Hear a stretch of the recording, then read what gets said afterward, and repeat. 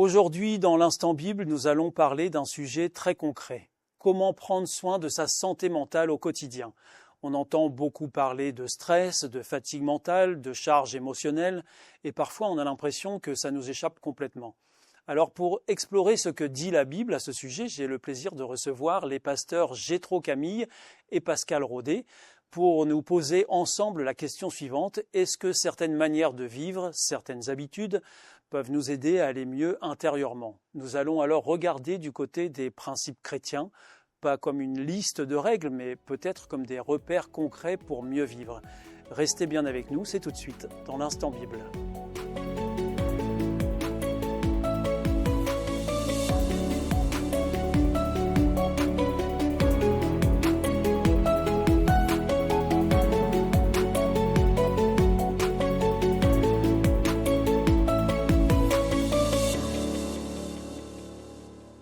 Alors, pour explorer ensemble ce que dit la Bible au sujet de la santé mentale, j'ai le plaisir de recevoir sur ce plateau les pasteurs Pascal Rodet, bonjour. Bonjour. Et Jétro Camille. Bonjour. Alors, messieurs, nous allons voir ensemble ce que nous dit la Bible au sujet de la santé mentale. Tout d'abord, est-ce qu'il y a des choses dans la Bible, pasteur Jétro Camille, qui peuvent nous aiguiller? Je ne sais pas, on parle parfois de principes chrétiens ou d'habitudes, de rites. Est-ce qu'il y a des choses qu'on peut ressortir justement de ce côté-là? Des tonnes. Des tonnes. On peut ressortir des tonnes de choses. Je vais en sortir juste une, pas une tonne, mais une chose, qui se trouve dans Philippiens, chapitre 4, au verset 8. C'est une bonne habitude pour avoir une bonne santé mentale. Au reste, frères, que toutes les choses qui sont véritables, qui sont belles, qui sont honnêtes, qui sont justes, toutes celles qui sont pures, toutes celles qui sont aimables, toutes celles qui sont de bonne réputation, toutes celles où il y a de la vertu, qui sont dignes de louange, que toutes ces choses-là occupent vos pensées. Donc, autrement dit, si tu passes ta journée à regarder des films d'horreur, puis à te repaître de l'actualité sur une chaîne d'information continue, où on ressasse la guerre en long, en large, en travers, puis que tu vas discuter de tous les commérages et tous les ragots avec la voisine du dessous, ben, tu seras en mauvaise santé mentale. Si tu nourris ton esprit de choses positives, de choses belles, ça ne veut pas dire se déconnecter du réel, mais ça veut dire nourrir son esprit de choses belles. L'esprit ne va pas générer spontanément du beau, il a besoin d'être nourri. C'est un petit peu comme la terre, elle a besoin de nutriments pour produire de beaux fruits. Ben, ton esprit, il a besoin d'être nourri pour produire de beaux fruits également, et notamment une bonne santé mentale. Alors ça, c'est en ce qui concerne une sorte d'habitude à prendre, hein, d'orienter sa pensée d'une manière positive plutôt négative que négative. Pasteur Pascal Rodet, quand on parle de principes chrétiens, de quoi est-ce qu'il s'agit exactement? Alors, il y a plusieurs choses, mais je crois qu'il y a dans la notion de principe chrétien un élément qui est assez fort, que Paul veut absolument nous rappeler. On a cette idée de la religion ou de la foi ou d'un Dieu qui me dicte les choses, qui me commande les choses pour arriver à me transformer ou pour arriver à être bien. Il faut absolument que je respecte les choses, etc. Alors c'est très surprenant de voir un Paul, par contre, qui, lui, agit d'abord sur un autre élément très important de l'aspect physique qu'on trouve dans les Romains, au chapitre 12, où, en effet, il parle « Ne suivez pas les coutumes du monde où nous vivons ». Ça, c'est une affirmation, ok, on va pas suivre. Mais alors, ce qui est intéressant, c'est qu'il dit après « Soyez transformés par le renouvellement de l'intelligence ». Et je trouve ça très intéressant. C'est-à-dire qu'il y a un Paul ici qui est en train de me dire, attendez, pour être bien, ça passe aussi par vous et votre choix. Par vous qui le décidez, donc il faut que ça vienne véritablement d'une décision personnelle, et par ce renouvellement de votre intelligence. C'est-à-dire, réfléchissez, prenez du temps pour bien comprendre ce qui est bien de ce qui n'est pas bien, de ce qui a des conséquences négatives sur moi ou ce qui peut être positif, et de choisir les bonnes choses. En d'autres termes, il y a Paul qui est en train de rappeler, attention, le premier équilibre passe d'abord par moi et le renouvellement de l'intelligence, de ne pas rester figé sur des certitudes qui sont meurtrières. Donc ça veut dire qu'on est sur ce qu'on pourrait appeler sorte d'habitude ou d'hygiène mentale? Ça veut dire qu'on est en effet dans des habitudes qui sont tellement ancrées en nous que ça devient une règle, mais qui sont des règles négatives pour moi. Voilà, je peux prendre, par exemple, il est important que je m'informe absolument parce que c'est important et donc je vais regarder la télé, de l'information. Alors, on a ce qu'il faut en ce moment dans les news, des chaînes 24 heures sur 24. Ah, il faut que je regarde absolument ça. Ça va me permettre de bien comprendre le monde. Et d'être bien informé en D'être bien permanence. informé. Et jusqu'à minuit, 1 heure du matin, je vais savoir ce qu'il en est. Sauf qu'il y a 2 problèmes à cela. Un, c'est souvent selon les chaînes que l'on regarde, que des news répétitives négatives. Négative. Donc ça Tout à fait. me donne. Oui, c'est pas le journal des bonnes anxiogène. nouvelles. C'est pas le journal des bonnes C'est nouvelles. anxiogène. C'est anxiogène. Et parce que ça va devenir un principe. Ah, il faut que je regarde les news. Oui, mais ça va encore te donner des choses négatives. Est-ce que c'est une bonne règle? Oui, c'est important de s'informer. Attention, il faut être capable d'évaluer et de juger ces informations. Voilà, par exemple, une règle qui peut être mauvaise pour moi. Alors, j'ai trop Camille pour en venir à quelque chose de très concret. Dans la Bible, on trouve souvent la notion de pardon. Alors donc, on encourage à pardonner. Qu'est-ce que ça peut produire concrètement sur le cerveau, l'esprit de quelqu'un qui rentre dans une démarche de pardon, par exemple? Ça dépend beaucoup de la qualité de sa démarche de pardon, parce qu'il y a pardon et pardon. Il y a un pardon un peu populaire qui consiste à faire comme si rien ne s'était passé et à dire on fait comme si rien ne s'était passé, j'oublie tout, on efface l'ardoise et on recommence. Ça, c'est un pardon artificiel qui ne produit rien de bon. Et puis, il y a un pardon qui est le fruit d'un cheminement spirituel et le fruit d'un cheminement relationnel qui est basé sur de l'échange, sur de l'écoute, sur du respect, sur la compréhension réciproque de ce que l'autre a vécu et sur la décision de continuer à bâtir au-delà de la divergence. Ça, c'est un pardon qui soulage, c'est un pardon qui amène de l'apaisement, c'est un pardon qui t'empêche pas de dormir, parce qu'il y a une manière de pardonner qui t'empêche de dormir, où tu tournes en rond finalement dans ta rancune ou dans ta blessure, et par contre, il y a une manière de pardonner qui te libère. C'est quoi cette manière de pardonner? En fait, il y a plusieurs paramètres. Parfois, on dit, il faut que l'autre ait demandé pardon pour pouvoir pardonner. Je ne crois pas. C'est mieux que l'autre ait réalisé et conscientisé, mais on peut quand même décider de continuer à donner à l'autre par-delà le mal qui nous a été fait. Donner par-delà, pardonner. Et parfois, pardonner, ça peut aussi vouloir dire cesser d'avoir une relation avec quelqu'un. Parce que dans certains cas particulièrement toxiques, avoir une relation avec quelqu'un qui vous blesse, c'est une mauvaise idée. Mais on peut couper une relation sans pour autant cultiver la rancune et rester dans la dynamique toxique qui nous a fait souffrir.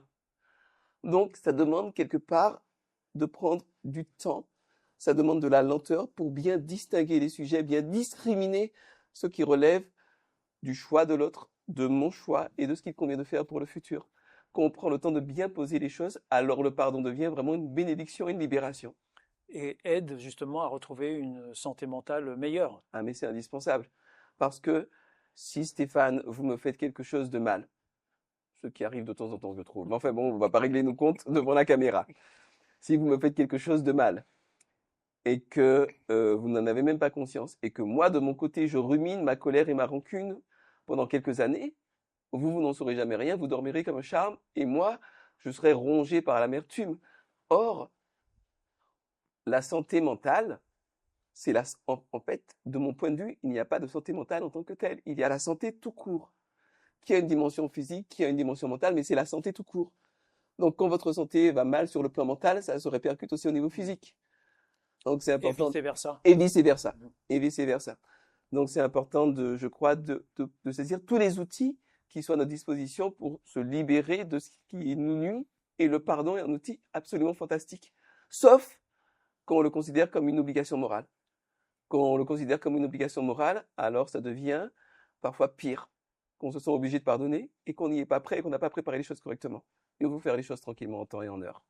Alors, ce qui est intéressant dans ce qu'on vient d'entendre, c'est que, au-delà des principes chrétiens ou des habitudes chrétiennes qu'on peut retrouver dans la Bible, eh bien, c'est loin d'être une liste de règles à appliquer. On parle plutôt de manières de vivre qui ont un impact directement sur notre équilibre intérieur. Alors, dans un instant, on va essayer de comprendre comment ces principes peuvent devenir concrets dans notre quotidien et en quoi ils peuvent vraiment jouer un rôle dans notre santé mentale. Restez bien avec nous, on en parle juste après le jingle dans l'Instant Bible.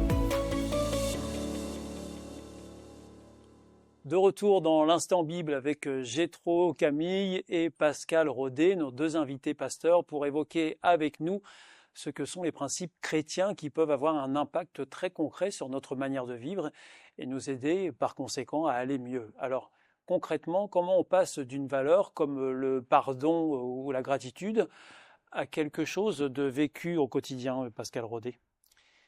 Je pense qu'il y a un travail à faire au quotidien, justement. Ça ne se fait pas du jour au lendemain. On n'appuie pas sur un Il suffit bouton. pas de décider qu'on va Non, pardonner pour que ça fonctionne. Ah, il y en a qui ont essayé, mais ils ont eu plus de mal quand même, hein. Non, ça demande une certaine habitude. Mais c'est ni plus ni moins arriver à changer justement des mauvaises habitudes en bonnes habitudes. Et donc, ça demande du temps, de l'énergie parfois, et de la conviction, dans le sens où, bah oui, il y a des jours, ça va pas forcément être facile. Je prends un exemple, hein, quand je lis la Bible, le Seigneur me dit, prie pour tes ennemis, aime ceux qui t'ont fait du mal. On trouve ça dans la Bible. On trouve ça dans la Bible. Forcément, quand je le lis, surtout si ça vient de Jésus, ce qui est le cas, c'est quand même pas une petite parole. J'en prends note, acte, je me l'inscris en moi-même, mais à moi de décider si je fais le pas de le mettre en action ou pas. Parce que lire et comprendre une parole et la mettre en action, c'est parfois tout un monde. Parfois déjà, rien que de la comprendre, ça peut être un peu long. Dans certains cas, il y a certaines valeurs, voilà, ça peut être un peu long. Et puis surtout, quand on va parler, l'exemple que je donne des ennemis, celui ou celle que je vois tous les jours au travail et qui me gonfle, rien que son visage me ramène tout le côté négatif que j'ai vécu avec cette personne. N'est-ce pas? Oui. C'est pour ça, on fait exprès de me mettre en face de Jétro, j'ai l'impression. On sent que ça remonte. Mais à un moment donné, est-ce que c'est parce que c'est la personne qui m'a fait du mal, ou est-ce que c'est moi qui nourris au quotidien le fait, ça y est, c'est encore lui ou c'est encore elle, son visage, et je me nourris de ça. Mais ça veut dire que dans l'autre sens, le lendemain, quand je comprends ce texte, que je vais au travail, à un moment donné, je dois me décider, et si je lui apportais une parole de bienveillance? Et si je prends le choix d'avoir un regard bienveillant vis-à-vis de cette personne? Depuis le temps que j'attends ça. Mais j'y travaille. Mais ça, c'est tout un schéma de fonctionnement qui est, quelque part, un travail qui va pas forcément être le lendemain et on va se dire, oh, ça y est, je l'ai lu, mais j'y arrive pas, je suis nul. Non. Avec le Seigneur et avec Paul, on l'a vu la dernière émission, avec d'autres personnages dans la Bible, Dieu est patient. Et je pense qu'il faut aussi comprendre la patience dans ce domaine-là pour changer. Il y a un proverbe aux Antilles, on dit « c'est yeux qui capont ». Je traduis, oui. Ce sont les yeux qui ont peur. Ce sont les yeux qui ont peur. C'est une manière de dire que bien souvent, ce qui nous paraît être comme une montagne infranchissable, l'antagonisme avec une personne, en réalité, c'est dans notre imaginaire que c'est infranchissable. Et quand on a passé cet obstacle-là, et que finalement on s'entend très bien avec mon collègue et ami Pascal Rodet, on se rend compte que il n'y avait pas de vraies difficultés, mais il y avait beaucoup de choses qui se sont accumulées dans la tête. C'est ça. Donc, d'une certaine manière, la Bible nous encourage, pour avoir une bonne santé mentale, à changer notre imaginaire et à ne pas laisser nos préjugés, les préconceptions, un imaginaire distordu, nous empêcher d'avancer. C'est pareil pour le rapport qu'on a à soi-même. On peut se dire, j'arriverai jamais à faire tel examen, j'arriverai jamais à faire ceci, ou ça marchera jamais. Et en fait, on peut se découvrir capable de beaucoup plus que ce qu'on croyait, pour peu qu'on fasse confiance à Dieu, parce que Dieu, lui, nous fait confiance et c'est de quoi on est capable. Et alors donc là, on a abordé des questions qui étaient quand même très psychologiques. Est-ce que dans la Bible, on trouve aussi d'autres notions qui peuvent aider à améliorer notre santé et mentale, puisque c'est le sujet qui nous intéresse, pasteur Jétro Camille, qui serait Oui, plus physique ou biologique? oui, dans la Bible, il y a d'excellents conseils, mais ce ne sont pas des conseils que tu ne trouves pas ailleurs. Enfin, ce sont des conseils que tu trouves partout. C'est pas seulement dans la Bible que tu trouves qu'il faut manger sainement, qu'il faut pas trop manger de viande, que l'alcool c'est pas bon pour la santé, qu'il faut prendre le temps de se reposer. Par exemple, dans notre église, on a un principe qui est très important pour nous, c'est ce qu'on appelle le sabbat. C'est le jour de repos.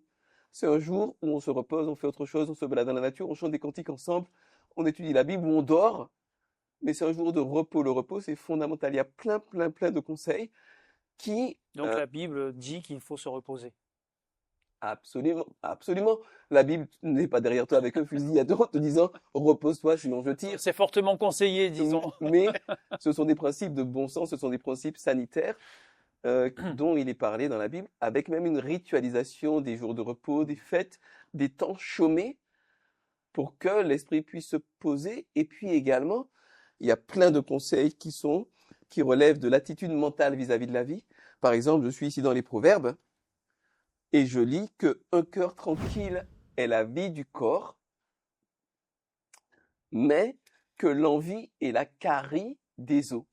Autrement dit, tu peux avoir tout ce qu'il te faut, manger bien, dormir bien, mais si tu commences à regarder ce que l'autre a et que tu commences à convoiter ce que l'autre a, d'une certaine manière, tu perds le bénéfice de ce que tu as parce que ce que tu avais te semblait super jusqu'à ce que tu vois que l'autre a un peu plus que toi.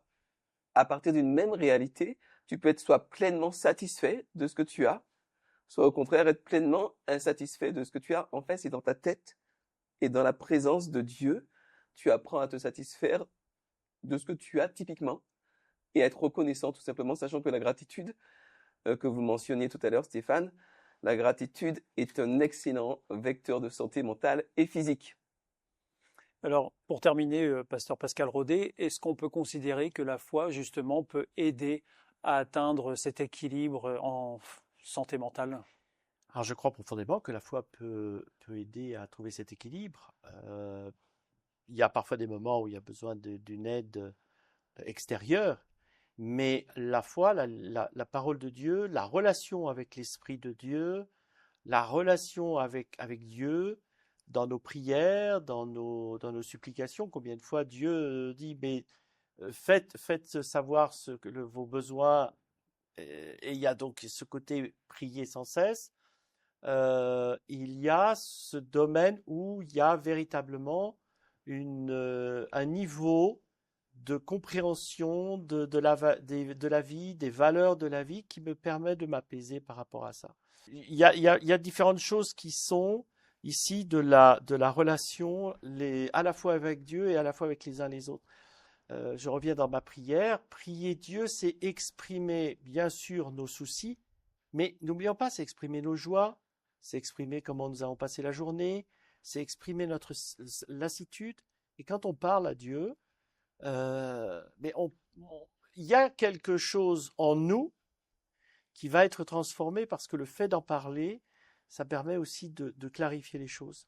Si je peux réagir à cela, ça me paraît excessivement important ce que tu dis là, parce que non seulement on a tous les tracas du quotidien, mais en plus on est sursollicité en ce qui concerne les médias, les loisirs. Il y a une économie de l'attention qui fait que sans cesse tu es harcelé pour regarder ceci, pour faire cela, et prendre le temps dans le calme, dans le silence, dans la lenteur, de se retrouver en face de son Dieu, comme tu l'exprimes si bien, je crois que c'est absolument vital.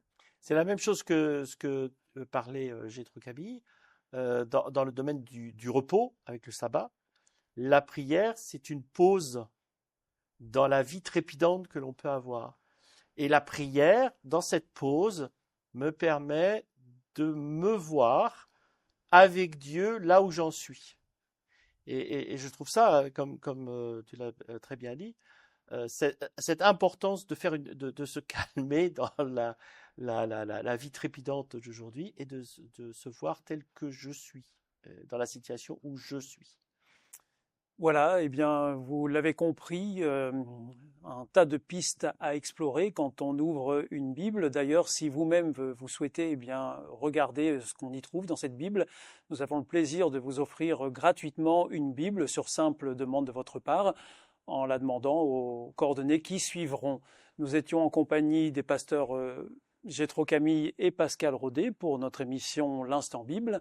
Je vous donne rendez-vous très bientôt pour un prochain numéro de l'Instant Bible. À très vite. Au revoir. Au Au revoir. revoir.